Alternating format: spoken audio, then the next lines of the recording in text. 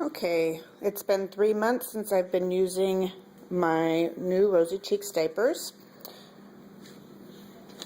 So we're going to do a comparison.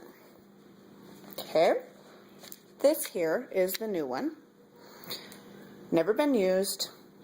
Microfiber insert, microsuede inner on the diaper, and bamboo insert. Here is the one that's been washed nearly daily for 3 months. Microfiber insert, microsuede inner, and bamboo inner.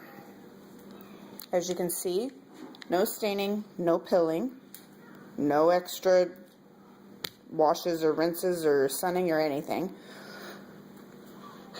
And here's the new one. About the same condition. No wearing on the elastic. They're both just as bouncy and tight. Okay. New 3 month. Okay. Still very tight. So hopefully that lets you guys know that these actually do wear well, and I will keep updating as we use them longer. Thank you.